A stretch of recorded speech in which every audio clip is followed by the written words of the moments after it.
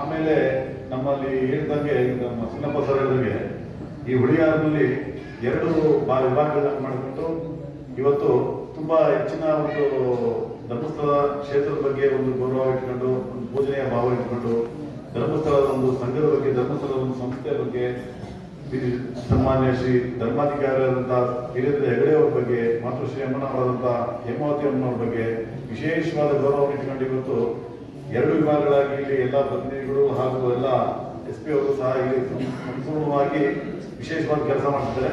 ಹಾಗೂ ತಮ್ಮನ್ನೆಲ್ಲ ಈ ವೇದಿಕೆಗೆ ಮತ್ತೆ ಈ ಒಂದು ಶಿಬಿರಕ್ಕೆ ಕರೆತಂದಕ್ಕೆ ಯಶಸ್ವಿ ಕಾರಣಕರ್ತರಾಗಿದ್ದಾರೆ. ಅದರಲ್ಲೂ ಹೆಚ್ಚಿನದಾಗಿ ನಮ್ಮ ಸರ್ ಅವರು ಹಾಗೂ ಭಾಗ್ಯ ಮೇಡಮ್ ಅವರು ಹಾಗೂ ಎಲ್ಲರೂ ತುಂಬಾ ಶ್ರಮ ಬಿದ್ದವರು ಸಾಕಷ್ಟು ಇಲ್ಲಿ ಕಾರ್ಯಕ್ರಮ ಯಶಸ್ವಿ ಮಾಡಿದ್ದಾರೆ. ಈ ಕಾರ್ಯಕ್ರಮನ ಯಶಸ್ವಿ ಆಗುವಂದ್ರೆ ತಾವೆಲ್ಲ ಬಂದು ತಮ್ಮ ಏನು ಮನ ಪರಿವರ್ತನೆ ಮಾಡ್ಕೊಂಡು ತಮ್ಮಲ್ಲಿರ್ತಕ್ಕಂಥ ದುಶ್ಚಟಗಳನ್ನೆಲ್ಲ ಕೈ ಬಿಟ್ಟು ಇವತ್ತು ಹೊಸ ಜೀವನ ಪ್ರಾರಂಭಿಸಿದ್ರಿ. ಎಲ್ಲರ ಮಕ್ಕದಲ್ಲೂ ಮದ್ದಾಗ್ತಾ ಇದೆ. ಇಲ್ಲಿ ನಮ್ಮ ಕೆಲವರು ಬೆಳವಣಿಗೆಯಷ್ಟು ನಮ್ಮ ಆತ್ಮೀಯರು ಇದ್ದಾರೆ. ಕೆಲವರು ನಮ್ಮ ಆತ್ಮೀಯರಂತ JCB ಆಪರೇಟರು ನಮ್ಮ ಆತ್ಮೀಯ ಆ ಥರ ಇದ್ದಾರೆ. ಮತ್ತೆ ನಮ್ಮ ಹುಡುಗರ ಹೋಗಿದ್ದಾರೆ. ಇವರೆಲ್ಲರೂ ಆಲ್ರೆಡಿ ಎಲ್ಲ ಜೀವನಗಳೆಲ್ಲ ಏನೋ ಇಷ್ಟೇ ಸಾಕೋಗಿದ್ದು ನಮ್ಮ ಜೀವನ ಎಲ್ಲ ಇನ್ನು ಮುಂದಿನ ಇಷ್ಟೇ ಇದೆ. ಎಣ್ಣೆ ಬಸ್ ಸ್ಟ್ಯಾಂಡಲ್ಲಿ ಕೆಲಸ ಮಾಡೋದು, ಇದೇ ಕುಡಿಯೋದು, ಇದೇ ಜೀವನ ಮಾಡೋದು, ಈ ಥರ ಆಗೋಗ್ಬಿಟ್ಟಿತ್ತು. ಇವತ್ತು ಅವ್ರುಗಳೆಲ್ಲ ನೋಡ್ತಾ ಇದ್ರೆ ಅವ್ರ ಮಕ್ಕಳಲ್ಲಿ ಒಂದು ಲವಲವಿಕೆ, ಒಂದು ವಿಶೇಷವಾದ ಕಳೆ ಕಾಣ್ತಾ ಇದೆ.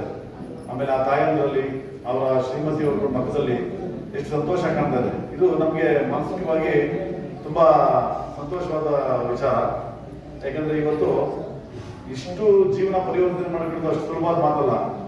ಯಾಕಂದ್ರೆ ಈ ಯಾವುದೇ ಒಂದು ಮಧ್ಯಾವರ್ತನ ಅಷ್ಟು ಸುಲಭ ಬಿಡಿಸಂಥದ್ದು ವ್ಯಸನವೂ ಅಲ್ಲ. ಅದು ಒಳಗಡೆ ಹೋಗೋ ತನಕ ಮಾತ್ರ ಅದು ನಮ್ಮಲ್ಲಿರುತ್ತೆ. ಅದು ಹೋದ್ಮೇಲೆ ಅದು ಕಂಟ್ರೋಲ್ ಅದು ಅದಾದ ಕಾಣ್ತಿರುತ್ತೆ. ಅದರಿಂದ ಆಚರಣೆ ಬರೋದಿಲ್ಲ. ಅದು ಭಾರಿ ಕಷ್ಟವಾದ ಕೆಲಸ. ಅಂತ ಒಂದು ಕಷ್ಟವಾದ ಕೆಲಸನೂ ಸಹ ಸುಲಲಿತವಾಗಿ ನಾನು ನಡೆಸ್ಕೊಡ್ತೀನಿ ಅಂತ ಹೇಳ್ಬಿಟ್ಟು ಇವತ್ತು ಧರ್ಮಸ್ಥಳ ಒಂದು ಧರ್ಮಸ್ಥಳ ಕ್ಷೇತ್ರದ ಧರ್ಮಾಧಿಕಾರಿಗಳು ಹಾಗೂ ಅಲ್ಲಿರ್ತಕ್ಕಂಥ ಎಲ್ಲ ಕಾರ್ಯಕರ್ತರು ಇವತ್ತು ಪಣ ತೊಟ್ಟು ಹೊರಟಿದ್ದಾರೆ. ಇದಕ್ಕೆ ಅವರು ಸ್ಟಾರ್ಟಿಂಗ್ ತುಂಬಾ ವಿರೋಧನೂ ಅನುಭವಿಸಿದ್ದಾರೆ ಅಂತ ನಾನು ಭಾವಿಸ್ತೀನಿ. ಯಾಕೆಂತಂದ್ರೆ ಇಲ್ಲಿ ನಮ್ಮ ಸಣ್ಣ ಒಂದು ಗ್ರಾಮ ಉಳಿಯಾರ ಪಟ್ಟಣ ಪಂಚಾಯತ್ ಗ್ರಾಮ ಪಂಚಾಯತ್ ಇದ್ದು ಯಾವುದೇ ಒಂದು ಬಾರ್ನ ಇಲ್ಲಿ ಬರ್ತಾ ಇದೆ, ಉಳಿಯಾಗೆ ಒಂದು ಯಾವುದೋ ಒಂದು ರೆಸ್ಟೋರೆಂಟ್ ಬರ್ತಾ ಇದೆ, ಬಾರ್ ರೆಸ್ಟೋರೆಂಟ್, ಒಂದು ಮದ್ಯದ ಅಂಗಡಿ ಓಪನ್ ಆಗ್ತಾ ಇದೆ ಅಂತ ವಿರೋಧ ಮಾಡ್ತಾ ಇದೆ. ಅಷ್ಟು ಪ್ರಭಾವಗೊಳಿಸಿ ಒಂದು ಮದ್ಯದ ಅಂಗಡಿನ ಅವರು ಇಲ್ಲಿ ತರೋದಕ್ಕೆ ಸಫಲರಾಗ್ತಾ ಇದ್ರು. ಯಾವುದೇ ಒಂದು ಮದ್ಯದ ಅಂಗಡಿ ಇಲ್ಲಿಂದ ವಾಪಸ್ ಹೋಗುತ್ತೋ ಇಲ್ವೋ, ಹೆಂಗೆ ಇವನ್ನೆಲ್ಲ ಇದು ಮಾಡೋದು, ಆ ತರ ಒಂದು ಲಾಭಿ ಇತ್ತು. ಅಂತ ಒಂದು ಲಾಭಿ ಇದ್ದ ಸಂದರ್ಭದಲ್ಲೂ ಸಹಿತ ಇವತ್ತು ಈ ನಾವು ಸಂಪೂರ್ಣವಾಗಿ ಅದರ ಪೀಳಿಗೆನ ತೊಡಗಿಟ್ಟಕ್ಕಾಗಿಲ್ಲ ಅಂದ್ರೂ ಇವತ್ತು 54 ಜನ ಇವತ್ತು ಈ ಶಿಬಿರದ ಮುಖಾಂತರ ಇದರಿಂದ ಹೇಳಿದ್ರಲ್ಲ, ಸಾವಿರಾರು ಜನ ಇಲ್ಲಿ ಲಕ್ಷಾಂತರ ಜನ ಇದೇ ಶಿಬಿರದ ಮುಖಾಂತರ ಅವರ ಜೀವನಗಳನ್ನ ನವಜೀವನವಾಗಿ ರೂಪಿಸಿಕೊಂಡು ಮದ್ಯ ವ್ಯಸನವನ್ನ ಕೈ ಬಿಟ್ಟು ಅವರ ಸಂತೋಷವಾದ ಜೀವನಗಳನ್ನ ರೂಪಿಸಿಕೊಂಡಿರುವಂಥದ್ದು ಇವತ್ತು ಯಾವುದೋ ಒಂದು ಸಂಸ್ಥೆ ಇದೆ ಅಂದ್ರೆ ಅದು ನಾವು ಧರ್ಮಸ್ಥಳದ ಶ್ರೀ ಮಂಜುನಾಥ ಸ್ವಾಮಿ ಹೇಳ್ತೀವಿ. ಯಾಕಂದ್ರೆ ಇಲ್ಲಿ ಎಲ್ಲಾ ಸಮಾಜದವರು ಯಾವುದೇ ಜಾತಿ ಭೇದ ಭಾವ ಇಲ್ಲದೆ ಎಲ್ಲ ಸಮುದಾಯದವರು ನಾವು ನೋಡಿದಂಗೆ ಬೇರೆ ಎಲ್ಲೂ ಈ ತರ ಬರೋದಕ್ಕೆ ಅವಕಾಶ ಇಲ್ಲ.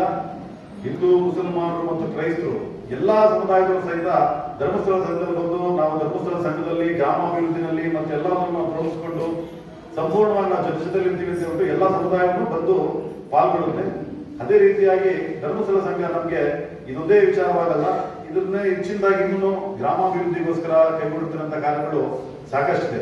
ಯಾಕೆಂದ್ರೆ ಹಳ್ಳಿಗಳಲ್ಲಿ ನೋಡ್ತೀವಿ ನಾವು, ಒಂದು ಕೆರೆ ಕಟ್ಟೆ ಕಟ್ಟಬೇಕು ಅಂದ್ರೆ ಒಂದು ದಿವಸ ಹೇಳ್ತಾ ಇದ್ರು ಹಿಂದಿನ ಕಾಲದಲ್ಲಿ, ಒಂದು ಕೆರೆ ಕಟ್ಟಬೇಕು. ಯಾಕೆ ಕಟ್ಟಬೇಕು ಕೆರೆನ?